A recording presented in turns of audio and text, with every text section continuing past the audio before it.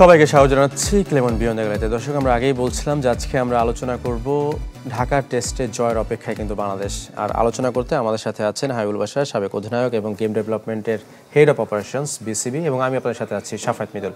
চাইলে আপনারা আমাদের সাথে আলোচনায় যুক্ত হতে পারেন। স্ক্রিনে দেখার নম্বরে আপনাদের মতামত রিপোর্ট থাকলে আমাদের সাথে শেয়ার করতে পারেন। হাবিবুল বাশার, যেমনটা বলছিলাম যে জয়ের অপেক্ষায় বাংলাদেশ, সেইটা কি একটু দীর্ঘায়িত হচ্ছে কিনা? মানে কার্টিস কাম্পারের ব্যাটিং দেখে কিছু মনে হচ্ছে কিনা যে একটু হলো শঙ্কা জাগছে কিনা? না, শঙ্কা যাচ্ছে না, বাট এই আলোচনাটা আসলে হওয়া উচিত ছিল যে খেলা শেষ হয়েছে, তারপরে এখন মানে টেস্টটা কেমন গেল সেটা নিয়ে আসলে আলোচনাটা হওয়ার কথা ছিল। মানে এখনো আয়ারল্যান্ড খেলবে, এটা আসলে একটু এটা আমি চিন্তা করতে পারিনি। শঙ্কা নেই আই থিঙ্ক, বাট ওরা কিন্তু এই মানে ওদের সেকেন্ড ইনিংসে দে ব্যাটেড ভেরি ওয়েল, খুব ভালো ব্যাটিং করছে, মানে স্পিনটা খুব ভালো হ্যান্ডেল করছে। আমরা বোলিং আমরা কিছু চান্স মিস করেছি, নাহলে হয়তো ইনিংস এতক্ষণ ক্যাচ মিস করে নাহলে ইনিংসটা শেষ হয়ে যেত। বাট একটা পজিটিভ দিক তো আছে, আমরা বলতে পারি যে মিরপুর উইকেটটা অত খারাপ নয়। এই যখন উইকেটের কথা বললেন তখন আমরা আগের সিরিজটার মানে এত বাজে কথা হচ্ছিল যে এই উইকেট মানে কালো মাটির উইকেট, এটা নিয়ে অনেক আলোচনা হচ্ছিল। এবার একটু ঘাস মিশিয়ে দিয়ে আবার সেই উইকেটটাকে হয়তো একটু দেখতেও ভালো লাগছে, কিন্তু স্পিনারদের যে স্পিন সহায়ক যে বিষয়টা, সেটা কি এইটা তো নাই এইখানে আছে? যেমন ধরেন টার্ন কিন্তু করছে বল, বাট যেটা বাউন্সটা তো আনইভেন না, বাউন্স কিন্তু ইভেন, বাউন্সটা কিন্তু ইভেন, আর বেশ অত মানে র্যাঙ্ক টার্ন করছে না, টার্ন করছে, স্পিনার টার্ন পাচ্ছেন, বাট নিচু হচ্ছে না, যেটা একটা খুব বড় বিষয় এই উইকেটটা নিয়ে। দেখুন মিরপুর উইকেটটা হয় কি, আমরা সবসময় উইকেটের দোষ দিই, বাট বেসিক্যালি টিম ম্যানেজমেন্টে একটা কিন্তু থাকে, প্রেসক্রিপশন থাকে, তারা কীরকম উইকেট চান। উইকেটটা কিন্তু অনেকটা সেরকমভাবে তৈরি করা হয়। ইভেন আপনি এখন একটা টেস্ট ম্যাচ চলছে ইন্ডিয়া সাউথ আফ্রিকা গুয়াহাটিতে, এর আগে টেস্ট ম্যাচটা ছিল কলকাতায় এরকম উইকেট কিন্তু আমি আগে কখনো দেখিনি। তো বেসিক্যালি তারা এরকম উইকেট চেয়েছিলেন, সেটা তাদের এগেনস্টে গিয়েছে। তো আমরা মিরপুর উইকেটে যেটা দেখি যে অনেকটাই প্রেসক্রাইবড হয় আর কি, যেটা আমরা এরকম উইকেট চাই তখন এরকম উইকেট বানানো হয়। মিরপুর উইকেট যে সবসময় খারাপ তা নয়, মিরপুর উইকেটে কিন্তু রান হয়েছে, মিরপুর উইকেটে কিন্তু গত বিপিএলে 200+ রান হয়েছে, সেটা চেজ হয়েছে। মিরপুর উইকেটেও কিন্তু আমরা দেখেছি টেস্ট ম্যাচে এক ইনিংসে ফার্স্ট বোলার 10টা উইকেটে নিয়েছে। তো মিরপুর উইকেটটা আসলে স্পিন বোলিং করতে চলে ওরকম করা যায়, এবং যেহেতু সারফেসটা ব্ল্যাক সয়েলের দেখতে খারাপ লাগে, চেহারাটা খারাপ, বাট এটা ভালো উইকেট করা সম্ভব। দেখুন এই টেস্ট ম্যাচটা I think is very good sporting wicket বলবো আমি। Sporting wicket in a sense যে ব্যাটসম্যানরা রান করছেন, দুটো আমরা সেঞ্চুরি দেখেছি, বোলারদের বোলিং দেখেছি, ফার্স্ট বোলাররাও উইকেট পেয়েছেন। তো ওভারঅল আমি বলবো যে উইকেটটা অতটা খারাপ নন, বাট অবভিয়াসলি আয়ারল্যান্ড খুব ভালো ব্যাটিং করেছে সেকেন্ড ইনিংস। এবং উইকেটের কথা যদি আমরা দেখি, আমরা পার্থ টেস্ট দেখলাম, 2 দিনও যায় না আসলে, 2 দিনের আগেই পেসাররা সব উইকেট নিয়েছে। ওই জায়গায় যদি পেসাররা এত মানে পেস সহায়ক উইকেট হয়, সেটা নিয়ে কোনো আলোচনা হয় না, কিন্তু যখন আমরা এশিয়াতে স্পিন সহায়ক তখন কিন্তু খুব আলোচনা হয় যে উইকেট খারাপ। এইটা কেন? প্রবাবলি আই ডোন্ট নো, হয়তো ওয়েস্টার্ন কান্ট্রি একটা ব্যাপার থাকতে পারে। এটা কিন্তু একটা অনেকদিন ধরে আমরা এই আলোচনাটা করি।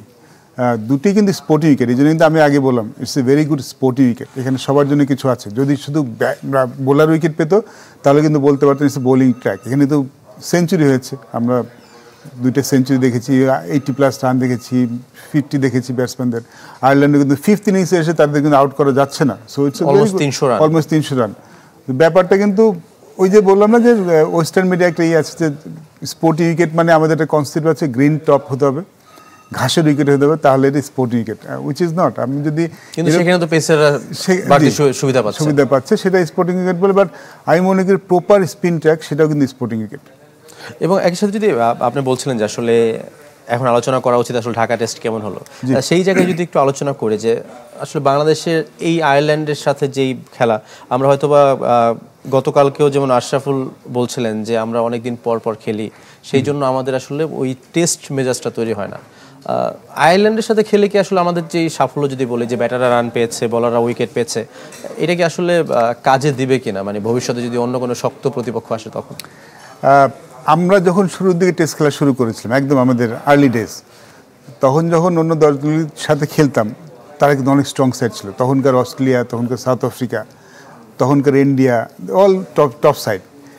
ওরা কিন্তু কখনই আমাদের সাথে মানে কাউকে বিশ্রাম দিয়ে কাউকে মানে সেকেন্ড 11 এরকম কিন্তু কখনো চিন্তা করেন, ওরা কিন্তু ওদের টপ টিমই খেলাতো। তো আমার মনে হয় যে দেখুন, আপনি যখন টেস্ট ম্যাচ খেলবেন আপনি আমার বেস্ট 11টা নিয়েই খেলবেন, এবং যখন ভালো করবেন এটা আপনার সবসময় কাজে লাগবে। একটু আগে বললেন না আমরা টেস্ট ম্যাচ অত রেগুলার খেলি না, সো ভালো দল না পেলে আপনি ছোটো দলের সাথে খেলবেন না, তাহলে কিন্তু আপনি আসলে ইমপ্রুভ করতে পারবেন না। আপনি যত বেশি খেলবেন, যার সাথে খেলেন তত আপনি ইমপ্রুভ করবেন। ডেফিনেটলি ভালো দলের সাথে খেলে আপনি বেশি ইমপ্রুভ করবেন। বা সেম টাইম আপনার কনসিস্টেন্সি রাখার জন্য আপনার রেগুলার টেস্ট ম্যাচ খেলাটাও ইম্পর্টেন্ট, সেটা প্রতিপক্ষ যেমনই হোক। এই আয়ারল্যান্ডের সাথে যদি আমি আয়ারল্যান্ড টেস্ট ম্যাচ খেলি, আমাদের জন্য কাজ কিন্তু অত সহজ হবে না, কারণ ওদের কন্ডিশন ওদের স্যুট করে। এই সাবকন্টিনেন্টের বাইরের দলগুলি সবসময় সাফার করে, তাদের জন্য ডিফিকাল্ট হয়। আমরা অস্ট্রেলিয়ার সাথে কিন্তু এখানে জিতেছি। সো আমার মনে হয় প্রতিপক্ষ নিয়ে কি চিন্তা করার কিছু আছে। আমার কাছে যেটা বেশি মনে হয় যে নিয়মিত টেস্ট খেলা, ভালো অপোনেন্ট পেলে খুব ভালো, না হলে যেন আমরা টেস্ট ম্যাচ রেগুলার খেলি, সেটা বরং আমাদের ইমপ্রুভ করার ক্ষেত্রে অনেক কাজে লাগবে। ঢাকা টেস্টের কথা যখন আসে তখন অবশ্যই একটা নাম আসবে, সেটা মুশফিকুর রহিম। অসাধারণ একটা সেঞ্চুরি এবং একই সাথে দ্বিতীয় ইনিংসেও হাফ সেঞ্চুরি করেছেন। মুশফিক ১৭তম টেস্ট খেললেন, কিন্তু বাংলাদেশে আমরা কিন্তু এটা কিন্তু আসলে একটা বিরল চিত্রই বলা চলে যে এইরকম ১০০ টেস্ট খেলা। সেই জায়গায় আসলে অন্য অন্য ক্রিকেটাররা বা তারা কি আসলে বর্তমান সময় আপনার কাছে কি মনে হয় যে একটু হলো টেস্টের দিকে কি আকর্ষণ পাচ্ছে কিনা, নাকি আকর্ষণ হারাচ্ছে? আমি 50টা খেলে কিন্তু মনে করেছিলাম অনেক খেলে ফেলেছে, অনেক হয়ে গেছে, এটা মানে কারো এই পর্যন্ত আসতে অনেক কষ্ট হবে। মোস্টলি 100 টেস্ট ম্যাচ খেলে ফেলেছে। আই থিঙ্ক মমিনুল কাছাকাছি আছে, Mominul I think 60+ test match খেলে ফেলেছে, প্রবলি 70। মমিনুল আমি শিওর মমিনুল 100 টেস্ট ম্যাচ খেলতে পারবেন, খেলবেন। শান্ত, আই থিঙ্ক লিটন, যারা ভালো প্লেয়ার, আমি যে নামগুলি বলছি তারা কিন্তু ভেরি গুড প্লেয়ার। তারা কিন্তু লাল বল খেলার প্রতি তাদের আসলে কোনো অনাগ্রহ নেই, তারা কিন্তু খেলাটা এনজয় করেন। এবং যে কোনো ক্রিকেটার যদি ক্রিকেটার হয়, তারা কিন্তু লাল বলের সাফল্যটাকে অনেক উপরের দিকে রাখেন, এবং লাল বলটা যারা বেশি খেলেন তারাই কি তাদের স্কিল লেভেলটা কিন্তু আরও অনেক বেশি উপরে যায়। ক্রিস গেল কিন্তু আমরা টি-20 প্লেয়ার হিসেবে চিনি, আমরা সবাই ক্রিস গেলের টি-20 মানে ও পছন্দ করে প্লেয়ার আমরা জানি, কিন্তু জার্সি নাম্বার কিন্তু ওর যেটা হাই স্কোর করেছে টেস্ট ক্রিকেটে সেটা কিন্তু জার্সি নাম্বার হিসেবে ইউজ করে। সো ওর কাছে কিন্তু ওই ইনিংসটা সব থেকে স্পেশাল। সো মডার্ন ডেজে ইয়েস ইউর রাইট, মডার্ন ডেজে যারা নতুন খেলোয়াড়রা আসছেন তারা সাদা বল ক্রিকেটটাকে বেশি খেলতে পছন্দ করেন, চাকচমক বেশি, একটু চাকচিক্য বেশি, অল্প পরিশ্রম, ফিনান্সিয়াল বেনিফিটস বেশি, সবচেয়ে বড় কারণ যেটা। বাট আমি সবসময় বলি, আমি যারা ইয়াঙ্গার ক্রিকেটার যাদের নিয়ে আমি কাজ করি কিংবা যারা ভবিষ্যতে খেলবেন, লাল বল ক্রিকেটটা না খেললে ক্রিকেট ক্যারিয়ারটা লম্বা হয় না, ক্রিকেট ক্যারিয়ারটা বড় হয় না। It's a challenge for everybody. আমার মনে হয় যে শুধু বাংলাদেশ না, অ্যারাউন্ড দ্য ওয়ার্ল্ড সবাই এখন ফ্রাঞ্চাইজ টি-20 ক্রিকেটের দিকে বেশি ঝুঁকছে, স্পেশালি ইয়াঙ্গার প্লেয়াররা। এবং তারা এই সহজ যে পথটা সেটা বেছে নিচ্ছেন। এই সমস্যাটা সবার কম বেশি হচ্ছে, but definitely as a country হিসেবে আমাদের সবাইকে অ্যাড্রেস করতে হবে। যদি আমরা ক্রিকেটটা এগোতে চাই, লাল বল ক্রিকেটটা ডেফিনেটলি সবার আগে রাখতে হবে। আমি তাইজুলের কথাই বলি, গতকাল তিনি একটা রেকর্ড করেছেন, সাকিবকে টপকেছেন। তাইজুল অলওয়েজ সবসময় আসলে মানে সাংবাদিক বলেন বা দর্শকদের মধ্যে একটা কথা রয়েছে যে তাইজুল আসলে ওইভাবে সুযোগ পায়নি। আপনার কি মনে হয় যে তাইজুলকে আসলেই সুযোগ পায়নি, নাকি তাইজুলের চেয়ে বেটার কেউ ছিল সেই জন্য তাইজুলকে নেওয়া হয়নি? না, তাইজুল টেস্ট ক্যারিয়ার শুরু করার পর থেকে খুব একটা মনে হয় মানে সুযোগ কম পেয়েছে এরকম আর মনে হয় না। হ্যাঁ, তাইজুল হয়তো সাদা বলে ক্রিকেটে একটু কম খেলেছে, সেখানে তো সুযোগটা তার কম হয়েছে। দ্যাট জাস্ট বিকজ যে আমাদের চিন্তাভাবনা ডিফারেন্ট ছিল। ডেফিনেটলি সাকিব আল হাসান ছিলেন সেখানে, আব্দুর রাজ্জাক ছিলেন সেখানে তাইজুল আসলে জায়গাটা হয়নি। সে তার লাল বল ক্রিকেটে বেশি খেলেছেন, বাট লাল বল ক্রিকেটটাকে তিনি কিন্তু নিয়মিতই খেলেছেন। হ্যাঁ, যখন আমরা সাকিব আল হাসান ছিল, যখন একটা স্পিনার নিয়ে খেলেছে, ডেফিনেটলি সাকিব আল হাসান তাইজুলের আগে এসেছেন, বাট সেটা কিন্তু খুব বেশি নয়। সো আমার মনে হয় না তাইজুল খুব একটা সুযোগ কম পেয়েছেন।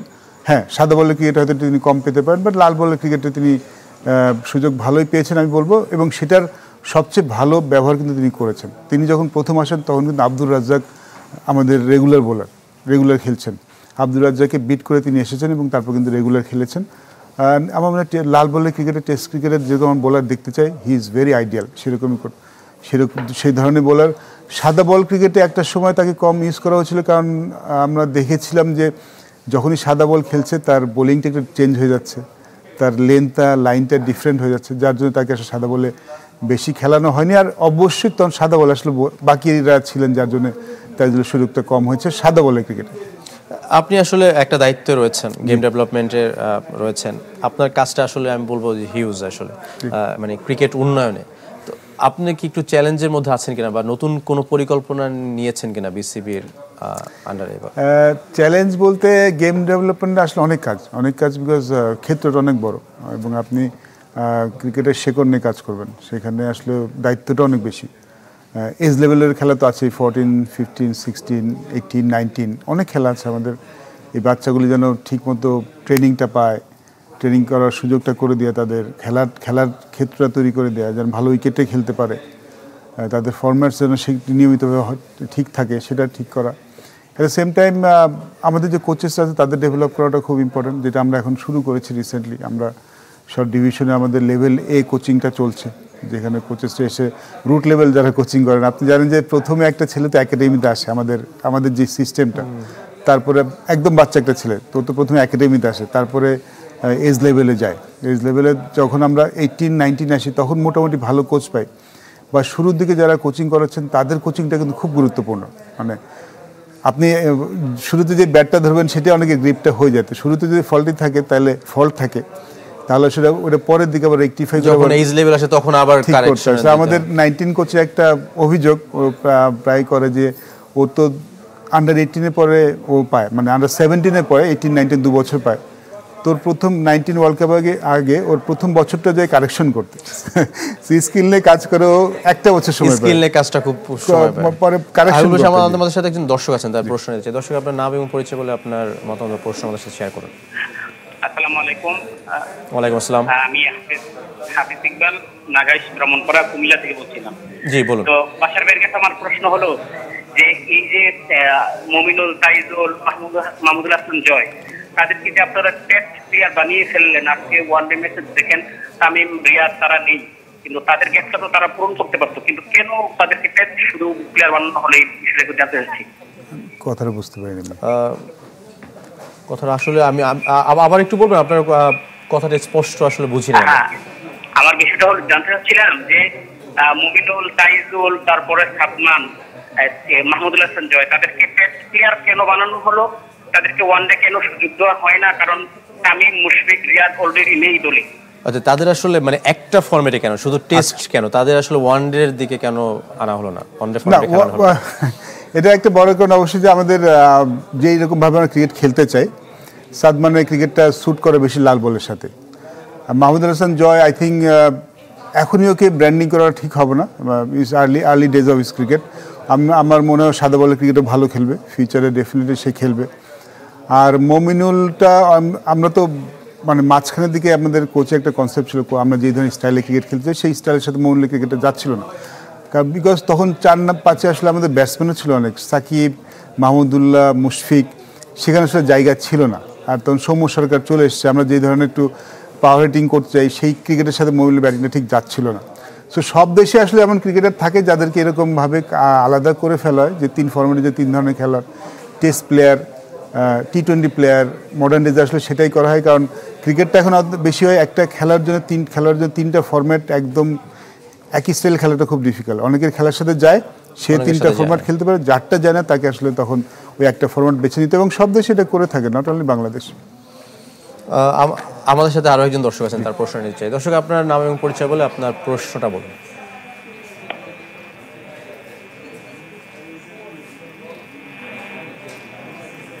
দর্শক শুনছেন? হ্যাঁ শুনছি। ভালো? জি জি ভালো। জি বলুন, আপনার প্রশ্ন কি সেটা বলুন। আমাদের সাথে আছেন হাবিবুল বাশার ভাই, আপনার কাছে আমার একটা প্রশ্ন ছিল। জি প্লিজ।